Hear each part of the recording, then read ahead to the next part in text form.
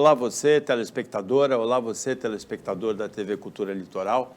A partir de agora você acompanha a edição do Opinião Litoral desta segunda-feira. Vão participar analisando as notícias, comentando as notícias com você, o empresário André Orsini e o economista Denis Castro. A primeira notícia que a gente vai analisar é a da possibilidade de mais prisões, já são 1.418 os presos pelos atos do domingo, dia 8, de vandalismo, depredação, invasão em Brasília.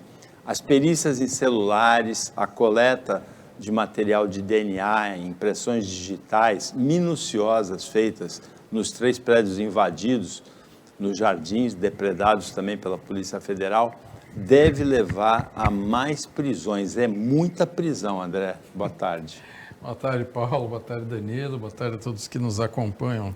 Desculpa, Denis. Boa tarde a todos que nos acompanham aqui no Jornal Opinião. Então, Paulo, está chegando perto, né? Porque fizeram perícia, pegaram as impressões digitais, né? E eles estão chegando, estão levantando. Eles querem chegar nos mentores, né? Já chegaram grande parte das pessoas que foram os financiadores e agora vão chegar nos mentores. Então vai dar muita prisão, sim. Muita gente aí está preocupada, apagando as redes sociais, querendo arrumar desculpa de que foi a Brasília para outro compromisso, mas na verdade eles mesmos produziram provas contra eles, né?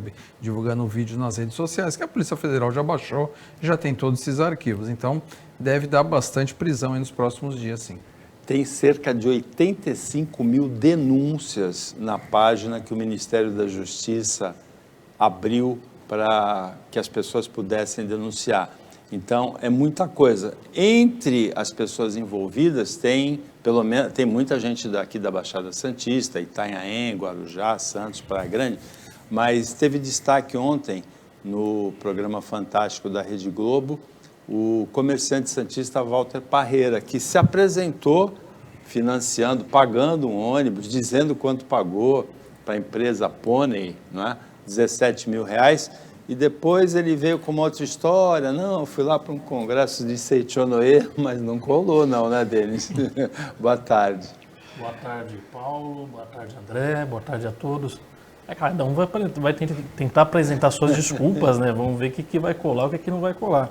O fato é que existe um material probatório amplo, muita denúncia, muita imagem e uma força-tarefa da Polícia Federal descobrir os financiadores, as pessoas que estavam presentes, seja pela questão da tecnológica, a análise dos celulares que estavam naquela região, naquele momento.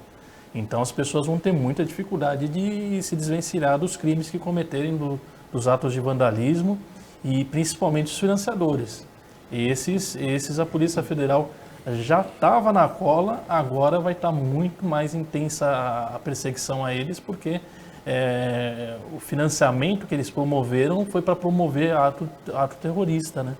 Então é uma questão bem delicada. Eu espero que a justiça dessa vez haja de maneira dura e exemplar, faça as pessoas indenizar aquilo que destruíram e que essas pessoas cumpram o tempo de cadeia necessário para aprender e servir de exemplo para que isso nunca mais aconteça. Eu tenho impressão, eu não concordo muito com a expressão terrorismo em relação a esses atos, porque eu não vi ninguém armado, mas tem terrorismo, claro, no caso daqueles 3 autores que já foram indiciados, 2 procurados, 1 preso, pela bomba colocada num caminhão com uma carga de querosene, que poderia ter tido consequências, provocar uma tragédia mesmo, um atentado terrorista. Uma imagem que dói no coração, André, foi apresentada ontem, e durante a semana tinha sido apresentada nas redes sociais, ontem apareceu também no Fantástico, é a daquele homem que quebra aquele relógio, que é do século XVII, né, do relojoeiro do Rei Sol, Luís XIV, dado à corte portuguesa e trazida para o Brasil em 1808 pelo Dom João VI. A imagem do atentado contra o relógio, da depredação do relógio, da destruição, é de cortar o coração, não é? Paulo, eu falei desde o começo, eu senti uma tristeza muito grande quando tomei conhecimento dos fatos no domingo à noite, porque conheço bem a Câmara, conheço bem o Senado, tive escritório durante 10 anos em Brasília, né? Então caminhei muito por aqueles corredores e conheço grande parte daquelas obras lá. E para mim foi uma tristeza muito grande ver aquela quebrando aquele pessoal passando sem dar um mínimo de valor cultural, sem dar um mínimo de respeito, né, para a história brasileira, independente de governo, independente de política. Ali é a história do Brasil. Então, realmente são imagens que assim deixam a gente, ainda mais quem já conhece, quem já circulou, que nem eu circulei durante muito tempo por esses corredores, a gente vê aquilo ali sendo destruído da forma que foi. Eu fiquei muito triste com aquilo ali, espero que seja recuperado. Gostei muito da ideia do presidente do IPHAN de criar, mesmo aquilo que não consiga se recuperar, mas que criar um acervo daquilo ali para que seja mostrado, né? Porque eu acredito que isso aqui vai ficar gravado na história do Brasil, vai ser estudado depois nas escolas, o dia que os 3 poderes foram tomados por invasores, né? E eu acredito que isso vai servir de exemplo futuro. Então é muito triste a gente ver essas cenas. Agora tem que identificar, tem muita imagem, inclusive gostei ontem de ver as imagens do caminhão, né? Saber que esses caminhões têm monitoramento próprio, né? Graças a Deus aquela bomba não explodiu, porque você colocou de uma forma, o impacto primário dessa bomba teria sido fatal para vidas humanas, Paulo. Então realmente a gente deu muita sorte de não ter a bomba não ter ativado, né? Porque senão seria muito grande o impacto. Aí seria um ataque terrorista muito grande mesmo. Então a gente espera que realmente seja levantado e que essas pessoas sejam punidas, Paulo. Eu espero realmente que sejam punidas, condenadas, que tenham bens bloqueados para poder pagar a dívida que eles têm com o governo federal para poder recuperar isso, porque realmente foi irreparável o que eles fizeram. É essa questão que o Denis já tinha falado, e o André falou agora, de que as pessoas se responsabilizem financeiramente, né, pelos danos que foram provocados, é importante. Tem uma frase que diz que a parte mais sensível do corpo humano é o bolso, né? É importante realmente que as pessoas sintam financeiramente a consequência dos atos de depredação que promoveram, né? Até por essa questão da impunidade que é latente no Brasil. A gente está acostumado a ver absurdos acontecerem, crimes acontecerem e as pessoas não serem punidas. Isso dá uma sensação de impotência para o brasileiro, para o cidadão de bem, pagador de imposto, que não faz arruaça, que não depreda, que não desrespeita as pessoas. Então, essa sensação de impunidade, uma hora tem que ser dado um basta nisso. E para que as pessoas não tenham mais esse entendimento que só pessoas que cometem crimes pequenos e que não têm acesso a uma boa defesa que vão ficar presas. Não, pessoas que todo aquele que cometer crime, todo aquele que cometer delito vai ser preso, vai ser punido e vai indenizar. Eu sempre fui a favor, inclusive, da questão dos crimes de homicídio, latrocínio, né? Sempre que um criminoso mata alguém, de indenizar a família, de ter que pagar uma pensão à família, ter que trabalhar para sustentar essa família.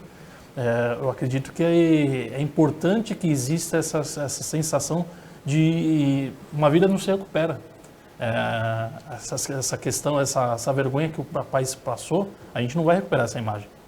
A gente vai ter um esforço de recuperação, mas só que isso vai ficar essa marca de que pessoas marcharam rumo a Brasília, afrontaram a polícia, agrediram cavalos, agrediram policiais, foram agredidos e destruíram o patrimônio público. Então é importante que o Brasil dê essa virada e que comece a punir exemplarmente e que as pessoas tenham admiração pelo sistema de justiça, que ele realmente resolva a situação, resolva os crimes e que as pessoas arquem com esses custos, né? É muito difícil entender a motivação de alguém que depreda uma estatueta como aquela bailarina do modernista Victor Brecheret, ou esse relógio do relojoeiro do Rei Sol, trazido pelo Dom João VI, essa maquete que aparece aí na imagem, ou que tenha esfaqueado uma obra de arte do Portinari. É muito difícil de entender e realmente deve ser realmente punido com rigor quem fez isso. Você pode conhecer as imagens aqui de alguns desses extremistas que foram responsáveis pelos ataques golpistas do dia 8 lá em Brasília.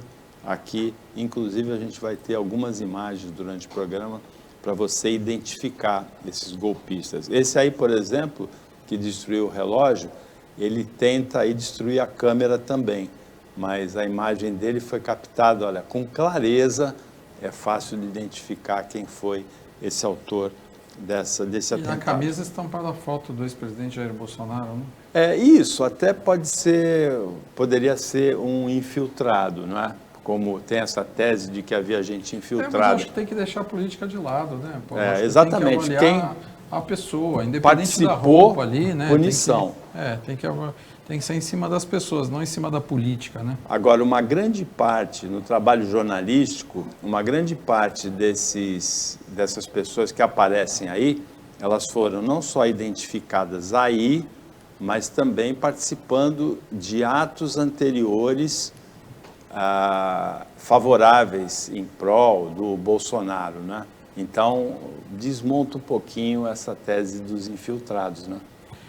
Eu acho que a questão do infiltrado... Olha, essas pessoas todas foram identificadas como autoras, como participantes de atos bolsonaristas Tem uma ali que é anteriores. ex-primeira-dama, né? Inclusive. De Alagoas, né?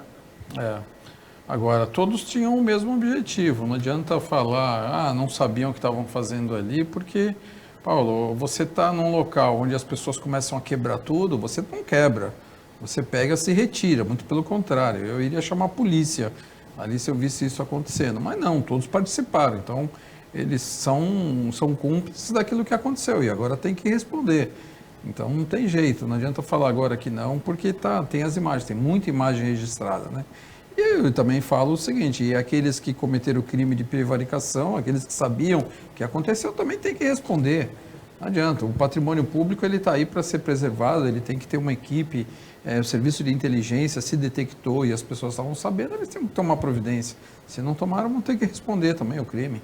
Uma correção, a ex-primeira-dama é da Paraíba.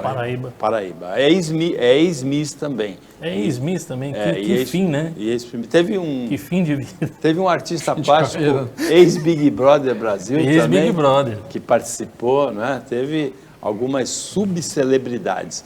Agora, não sei se é celebridade, subcelebridade, o ex-ministro da Justiça, Denis Anderson Torres, chegou sábado a Brasília, vindo dos Estados Unidos. Ele tinha prometido se entregar depois de ter tido a prisão decretada pela suposta omissão, acho que já comprovada omissão, como secretário de Segurança do Distrito Federal, na repressão a esses atos de invasão, depredação, vandalismo.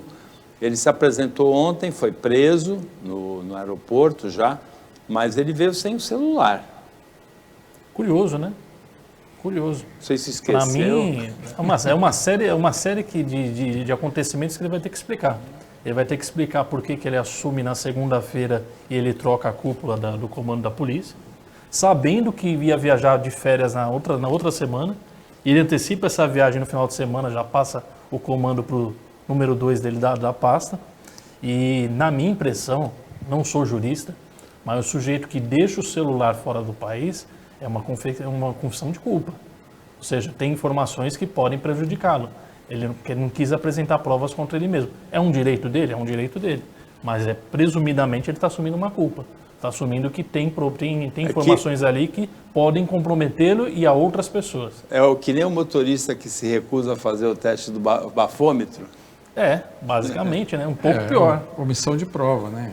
Logicamente que não é que ele esqueceu o telefone, ele deixou o telefone nos Estados Unidos. Propositalmente. Propositalmente, lógico, porque ali deve ter conversas que podem comprometê-lo ainda mais, mas que realmente foi feito de caso pensado, foi. Será que aquela mosquinha, minha amiga, vai contar? Pode ser, essa mosca, sua amiga, está voando bastante, viu, Paulo? Será que ela vai me contar o que tem no celular do Anderson Torres? O Opinião volta depois do intervalo. Fica com a gente que é rapidinho.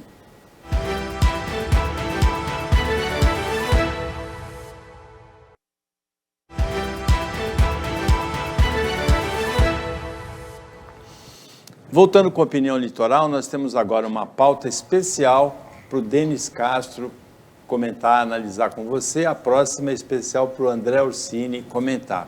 Denis, hoje começa o Fórum Econômico Mundial em Davos, na Suíça, com a participação, pelo menos, de 2 ministros do governo Lula, o Fernando Haddad da Fazenda, a Marina Silva do Meio Ambiente, e com a participação do governador de São Paulo, Tarcísio de Freitas, com uma extensa agenda, o Tarcísio, lá na Suíça.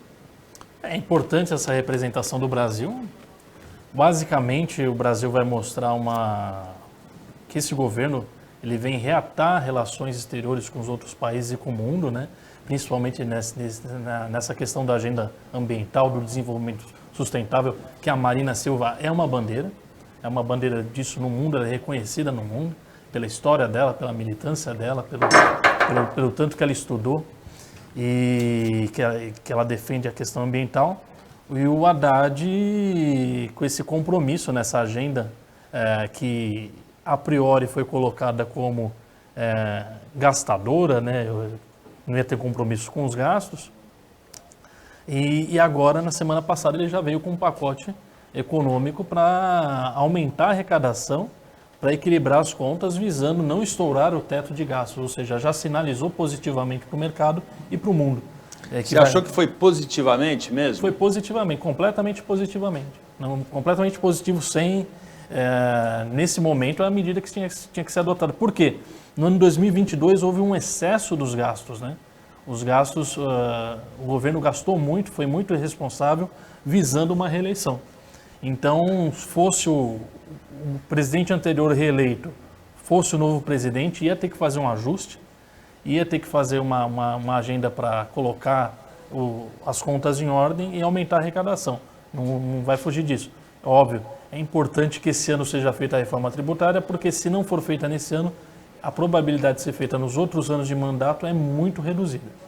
André, eu ouvi a fala do Fernando Haddad ao anunciar as primeiras medidas econômicas do governo Lula e achei assim sensata, com metas, provavelmente com metas que vão provocar frustração. A redução do déficit primário de 3,5% para 1,2%, 1,3%, eu tenho a impressão que é uma meta difícil de cumprir, essa porcentagem em relação ao PIB, né? Não em relação à arrecadação, em relação ao PIB. Mas as medidas, assim, como disse o Denis, me pareceram também que iam acalmar o mercado, né? Não tem a criação de nenhuma nova taxa, tem aquelas anulação das desonerações dos acréscimos do governo Bolsonaro, aquela do Mourão, por exemplo. Eu tive essa impressão também. Você também teve essa impressão? Tive uma impressão muito positiva, Paulo, principalmente assim, no controle do gasto público, né, onde ele quer reduzir 70 bilhões, é a diminuição do gasto público.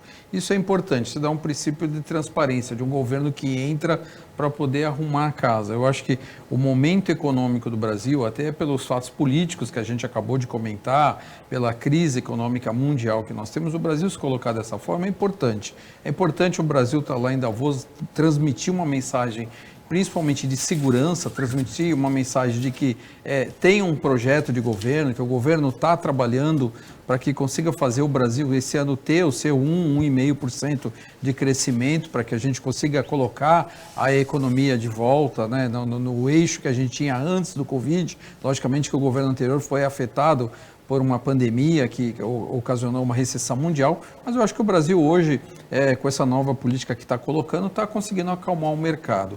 Eu espero que realmente os investimentos estrangeiros voltem, porque semana passada tivemos aí uma frustração dos investidores estrangeiros, tivemos também o caso das lojas americanas, que também assustou o mercado interno, que deixou as pessoas inseguras com relação à Bolsa de Valores. Então é importante o Brasil se colocar lá em Davos de uma forma muito firme. É importante que a gente passe segurança em Davos para que os investimentos voltem ao Brasil. Eu acho que é importante, já foi colocado, ele anunciou bem, foi muito bem pensado o momento do anúncio, porque antecedeu uma semana para que isso já chegue em Davos já de uma forma já mastigada, né? E é importante que o Brasil se coloque lá de uma forma firme, transparente, uma retomada econômica. Logicamente que esse governo tem um viés mais social e a gente entende, eu pelo menos entendo que é muito necessário nesse momento que a gente dê uma ajuda social sim, mas não só a pessoas, mas também como a micros e pequenas empresas que precisam muito, né? Tenho visto muito comerciante endividado, muita gente do comércio aí precisando de um incentivo. Então acho que o Brasil está começando num caminho certo. Agora, André, você citou o caso das lojas americanas, né? Empresa que é gerida a uma porcentagem significativa das ações dos maiores empresários brasileiros, 3 dos 4 mais ricos do Brasil, o Lema, o Sicupira, né? São gestores dessa marca. E o comentário que eu li se prende a que as americanas, elas executavam gerencialmente várias atitudes que são muito aprovadas no mercado hoje, que é a questão ambiental, a questão da identitária, a questão da isonomia, né? Tem uma porcentagem significativa de bissexuais, por exemplo, e deixou de prestar atenção no mais importante, que era o contábil. Eu acho que a questão não é deixar de prestar atenção, Paulo. Eu acho que esses números foram maquiados, foram talvez falsificados, né, para que porque é difícil 3 investidores tão grandes como esse, com uma experiência internacional, a holding deles tem sede em Luxemburgo, eles investem em muitas empresas, inclusive as grandes cervejarias do Brasil pertencem a eles, não só do Brasil, inclusive americanas, né? E eles têm muita experiência com isso. Então é difícil pensar, imaginar que um investimento desse não coloca um posto na diretoria e no conselho. Ele deve ter gente de confiança. O que foi apresentado, que deve ter sido o caso, deve ser números maquiados nos balanços. E isso deve ter sido fraudado para que eles conseguissem essas informações de uma forma com que a situação estivesse tudo bem, quando na verdade não está. A gestão da companhia, a questão do ESG, a questão de hoje, as grandes empresas hoje têm a contratação dentro do que você falou, dessa miscigenação, dessa mistura da referência sexual, né, que hoje está muito em moda você contratar. Então, a Lojas Americanas, ela tinha um programa de contratação, tal, feito de uma forma correta. O que eu acho foi na falha contábil ou na alteração dos números contábeis que era apresentado na reunião de conselho. Isso é o que deve ser levantado. Porque, logicamente, a CVM está aí para fiscalizar, a Comissão de Valores Imobiliários ela sempre está ligada a essas grandes companhias que têm ações listadas na Bolsa, que é o caso das Lojas Americanas, né? Então, está muito mais cheirando um caso de falsificação de documentos. A Comissão de Valores Imobiliários comeu bola nesse caso, Denis? Nesse caso específico, a Comissão de Valores Imobiliários ele não costuma fazer esse tipo de análise. Até porque as americanas passam anualmente por auditoria externa, que também não pegaram esse furo, não pegaram esse buraco. O que acontece? Na verdade, as lojas americanas fazem parte de um mercado que ele tende ao fracasso. O mercado varejista, as empresas, elas têm um ciclo de vida. Dificilmente ela consegue se perpetuar. O que acontece com essas empresas? Por ela ser uma empresa quase centenária, normalmente ela chega no ápice, chega numa situação difícil e ela é vendida. Vendida porque ela tem um tamanho grande, né? E esse novo investidor entra com mais dinheiro, abre mais lojas, aumenta o tamanho da operação, aumenta o faturamento, aumenta o valor de mercado. Tem um esgotamento? Existe um esgotamento dos varejistas. Por quê? No caso da Americanas, o lucro a cada R$100 de faturamento era de 15 centavos. Cada R$100 investidos. Ou seja, a margem de lucro é baixíssima e numa empresa que não se preocupou com caixa, na verdade eles estão com 6, 7 bilhões de caixa, mas com um valor de mercado de 11 bilhões e uma dívida que pode chegar a 40 bilhões. Ou seja, também houve uma questão aí dos estoques, né? A má gestão de estoque, de perda de estoque. E outra coisa que acontece nesse setor é que eles compram para pagar 30, 45, 60, 90 dias com os fornecedores. No caso das americanas, eles estavam passando o pagamento para bancos, instituição financeira a fazer. E no balanço contábil estava lançando como pagamento a fornecedores, uma dívida que é bancária. Ou seja, houve uma série de erros que aconteceram e eu não acredito que as pessoas não sabiam, porque eles contrataram um dos melhores CEOs do mercado e esse CEO chegou lá para justamente analisar e dar dessa notícia para o mercado e pedir demissão em menos de 9 dias. Quer dizer, eu acredito que foi uma operação combinada, até porque pessoas ganharam até 47.000% de lucro com essa queda das americanas, que as americanas teve na semana passada. André, Ou seja, pauta... a informação privilegiada correu solto aí e o pessoal faturou muito. A pauta que eu falei que era especial para você é uma das pautas que eu acho mais importantes da economia brasileira, que é a retomada do investimento habitacional. O investimento em construção, primeiro que ele pode puxar toda a economia, porque ele movimenta tudo, o investimento em construção, praticamente tudo. E segundo, que o país precisa disso. O país tem um déficit habitacional, é difícil de dar habitação, as pessoas não têm a renda necessária para financiar a habitação, para comprar habitação própria, mas o investimento pode até ajudar nisso, porque dá emprego para pessoas que não têm renda para isso. Eu acho uma pauta extremamente importante. E o presidente Lula relança na sexta-feira um projeto que não era tão bom, mas que é um projeto habitacional, Minha Casa Minha Vida, que é um projeto que tinha defeitos. Sim, esse programa é originário da época do Fernando Henrique, ele chamava Programa de Arrendamento Residencial, né? Ele começou lá atrás, né? E aí, quando entrou o governo Lula, quando o Lula assumiu a primeira vez, ele transformou no Minha Casa Minha Vida. A construção civil, ela é uma grande alavanca de desenvolvimento econômico porque ela gera emprego primário, que é ali o pedreiro, o ajudante de pedreiro, todo o pessoal ligado à construção civil que é praticamente sem qualificação, ela está com o emprego ali garantido, né? Então, assim, a construção civil ela sempre teve na economia brasileira uma importante função de funcionar como uma alavanca de desenvolvimento. Aí, junto com isso, vem o elevador, vem o engenheiro eletricista, vem uma série de empregos aí na subsequência que fazem. Metalúrgica. A indústria metalúrgica, a indústria do cimento, a indústria do concreto, a indústria do aço, quer dizer, a indústria do alumínio, vem uma série de fatores. Então, assim, é importante a retomada. O Brasil tem um déficit habitacional de mais de 6 milhões de unidades. Na Baixada Santista, aqui, hoje nós temos mais de 120 mil.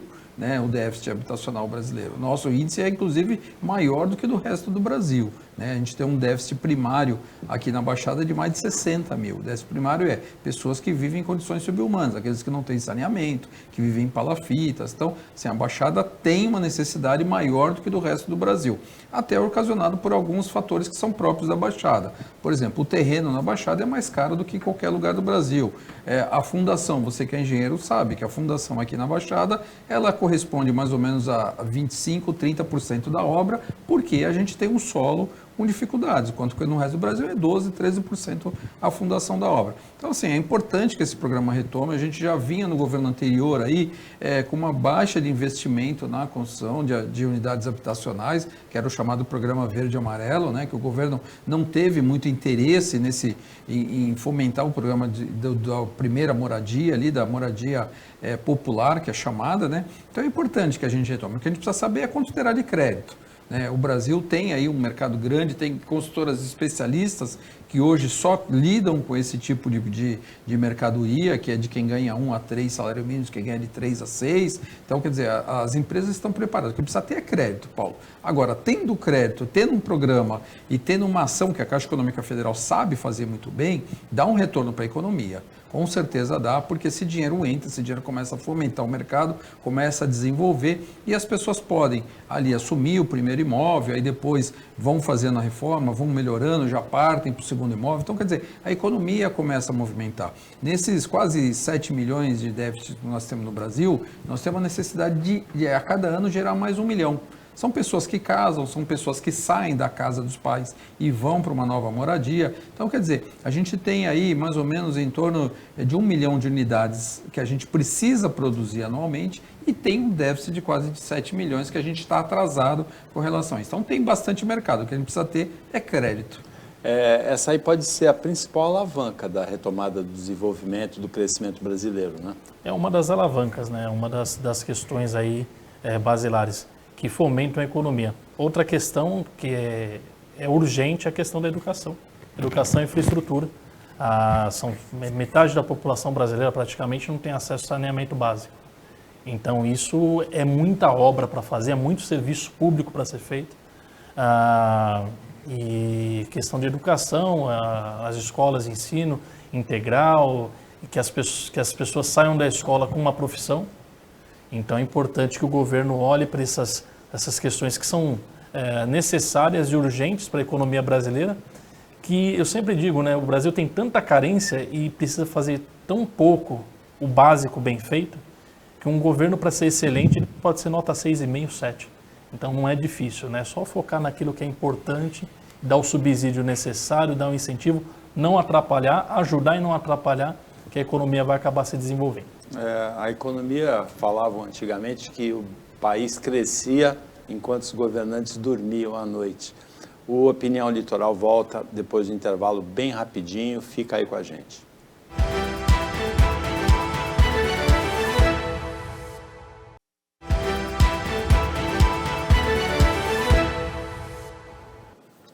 Voltando com a Opinião Litoral, agora é o último bloco. Nesta segunda-feira, o economista Denis Castro, o empresário André Orsini estão analisando as notícias com você, telespectadora, com você, telespectador. Duas notícias da Baixada dão conta de indenizações a trabalhadores que morreram no exercício da profissão. Em Peruíbe, um funcionário do Departamento de Mobilidade Urbana foi morto a tiros dentro do departamento em 2016. A justiça entendeu que não havia segurança no local de trabalho dele e condenou a prefeitura e o Detran a indenizarem a família. E em Santos, no T39, no Porto, em 2020, numa notícia que a gente comentou aqui, um operador de máquina morreu soterrado por uma carga de soja. A Justiça Trabalhista também determinou o pagamento de pensão para a viúva e para o filho até a idade de 76 anos da viúva. Primeiro até 70, a defesa da viúva recorreu, os advogados recorreram e foi aumentado para 76, que é a expectativa média de vida da mulher brasileira. Mas o T39 recorreu ao TST, André.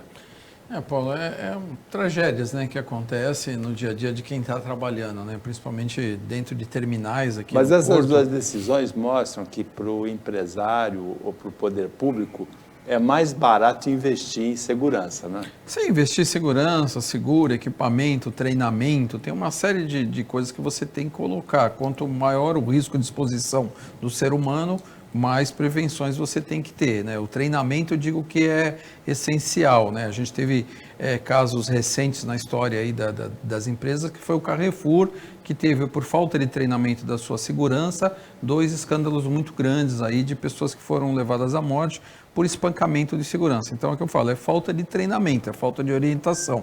Agora, nesses casos específicos aqui, realmente as prefeituras hoje, elas têm uma fragilidade com relação ao controle, à segurança dos seus funcionários, dos servidores que estão ali dentro trabalhando, porque são muito expostos a pessoas que entram na prefeitura, tem uma falha, às vezes até na questão da segurança, do monitoramento interno do paço municipal. Então, a prefeitura está mais exposta. Eu sempre falei, quando secretário fui, durante 5 anos na Praia Grande, que eu falei, o servidor público deveria ter um seguro com relação a isso. Eu viajava bastante representando o município, né, e sempre comentava com o prefeito, a gente devia ter um seguro pela vida, deveria ter um seguro pela responsabilidade que nós temos no cargo e deveria ter um seguro para indenização caso alguma coisa acontecesse. Até porque muitas vezes, e a gente sabe que por mais que a prefeitura tenha um controle sobre isso, mas às vezes o carro que você está usando do município não está sendo feita a manutenção que você faz no seu carro particular. E muitas vezes você não pode. Eu tive muitas viagens que eu fiz que eu gostaria de ter ido com o meu carro particular e não podia. Tinha que usar o carro oficial porque você estava a serviço do município e tinha que usar o carro oficial. Então a gente sabe que isso acontece, então a gente tem que modernizar essas coisas, Paulo, para diminuir realmente os casos. Acontece um ou outro, uma tragédia, que nem esse caso dentro do terminal, né? A gente sabe que os terminais aqui no Porto de Santos, eles estão cada vez mais modernizados, eles estão cada vez mais equipados e tal, mas a gente tem que sempre pensar em investir cada vez mais em segurança. Os casos que acontecem, que são mais frequentes, Denis, são agressões a professores, agressões a agentes de trânsito.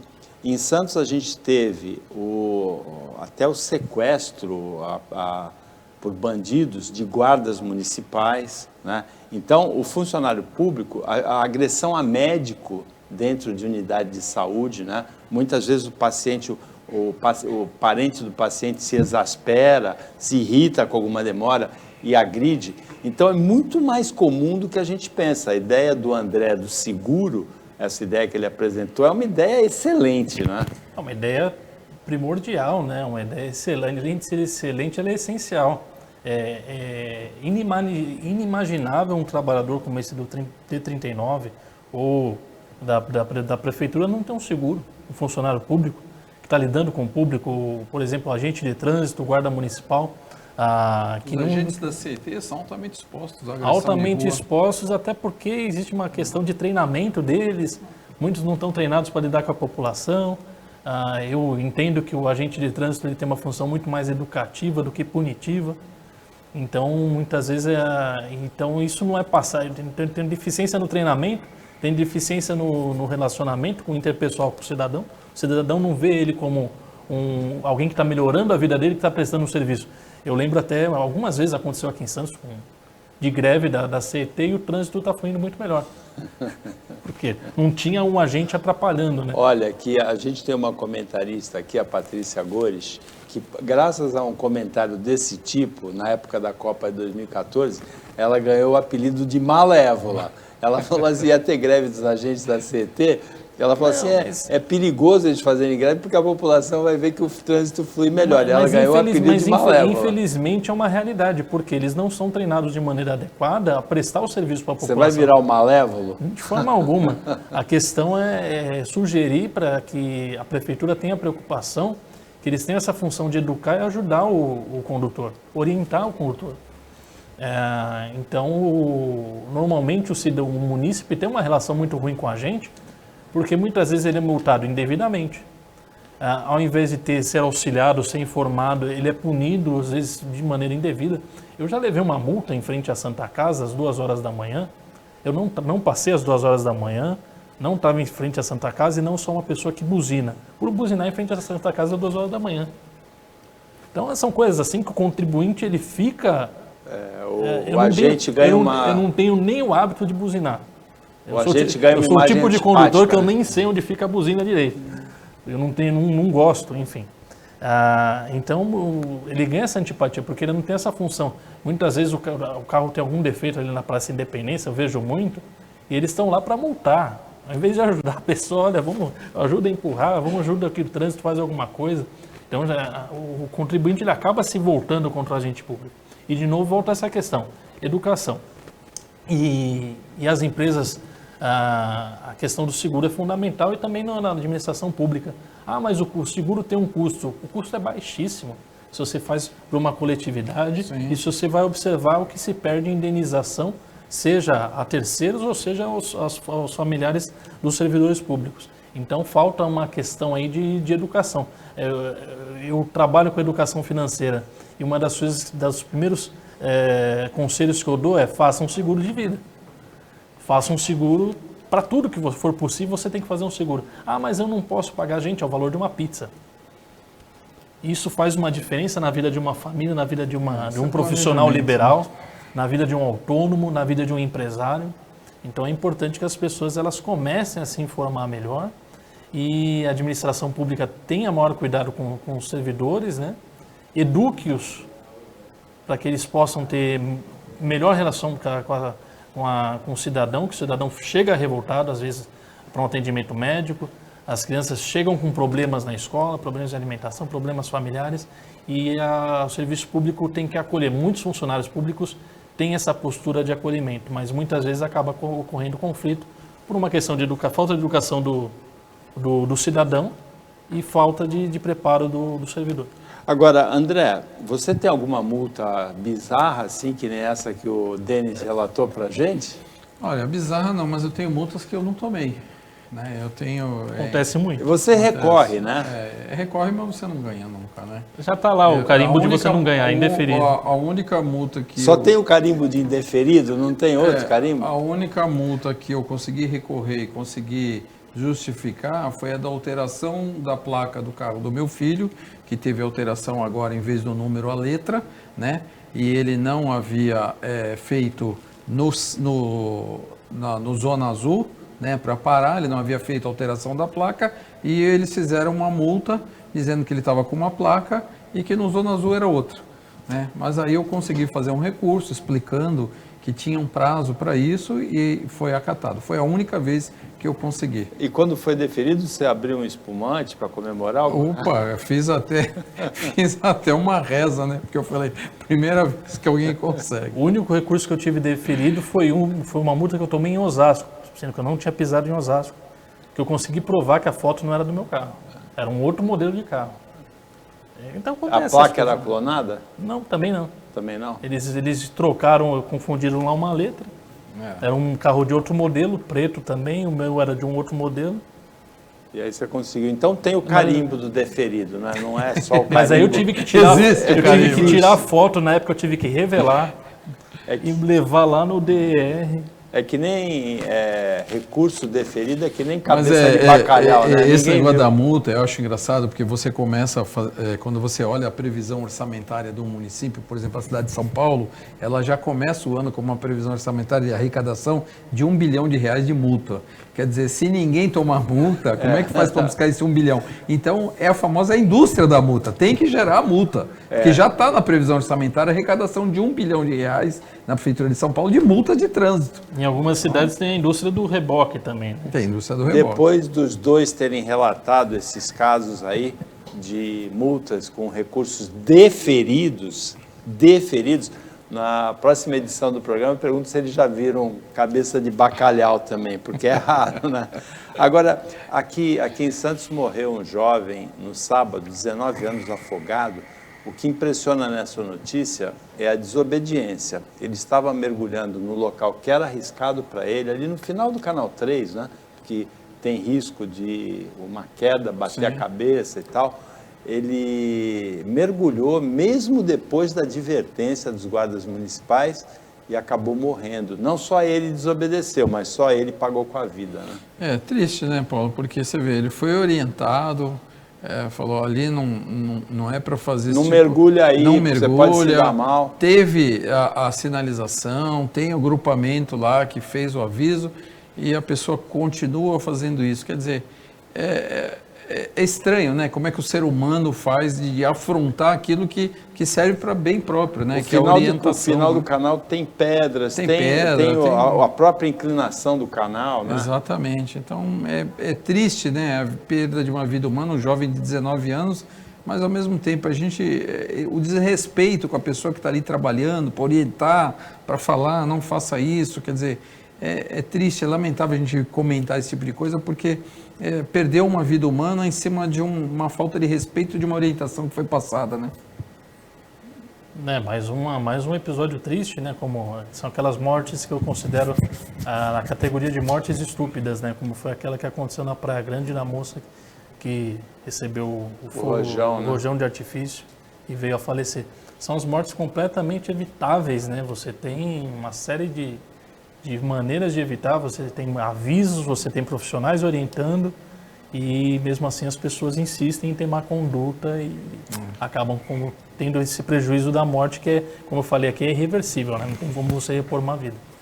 Rojão, fogo de artifício, ou não solta, ou solta de uma maneira que seja sem risco, né? Você soltar um rojão provocando risco para você mesmo, automutilação ou mutilação até morte, como aconteceu dessa moça de 37 anos na virada do ano em Praia Grande, é incompreensível que as pessoas continuem agindo assim. Tem uma notícia muito triste, mas muito triste mesmo, é que outro médico, Andrés Castillo, colombiano, foi preso no Rio de Janeiro, um anestesista, esse médico de 32 anos, por abuso sexual de pacientes sedadas. Lembra o caso do Quintela, anterior, no ano retrasado, no Rio, ele está em julgamento agora, e lembra também aquele caso que ficou muito notabilizado no Brasil, que foi um dos maiores especialistas em reprodução humana, Roger Abdelmaci. Que será que tipo de tara que esses médicos têm que fizeram o juramento de Hipócrates e abusar de pacientes sedadas, né? Ele próprio se filmou, ele produziu a prova que foi usada contra ele, não esperava ser surpreendido, e ele era envolvido também, esse médico colombiano, com pornografia infantil. Por aí você vê, a gente às vezes comenta aqui, né, Paulo, que todo profissional tem que ser avaliado temporariamente aí pelas suas condições psíquicas, né? A gente já falou aqui do caso de policiais, a gente já falou de outras profissões, mas os médicos, a gente tem relatado tantos casos que eu acho que há necessidade hoje de um acompanhamento mais próximo, porque está chegando de uma forma que a gente não acredita. E aí a gente começa a ficar desconfiado quando você vai ao médico, né? Quando você leva um filho ao médico, a esposa vai ao médico, o familiar vai ao médico, você já começa a ficar assustado. Então, eu acho que alguma coisa o Conselho Regional de Medicina precisa fazer um recadastramento, uma atualização, um acompanhamento, os hospitais, as unidades de saúde, a gente precisa aí ter uma forma mais segura da população procurar um médico, sabendo que ele vai ali cuidar do seu problema, não vai arrumar um problema novo, né, que nem esse caso aí, que agora vão aparecer outras pessoas, né, porque sempre que aparece a notícia, outras que já têm algum antecedente com ele aí começam a relatar os problemas, né. Então, assim, eu acho que o ser humano está chegando num extremo que a avaliação psiquiátrica tem que ser feita num prazo de tempo menor. Porque muita gente ou está sobrecarregado, está com algum problema, algum distúrbio que precisa ser analisado. Quer dizer, o que a gente não pode é viver dando notícias recorrentes como essa, que agora nem faz tanto tempo que a gente deu a última, já vem a outra, né? E isso aí realmente deixa a população insegura.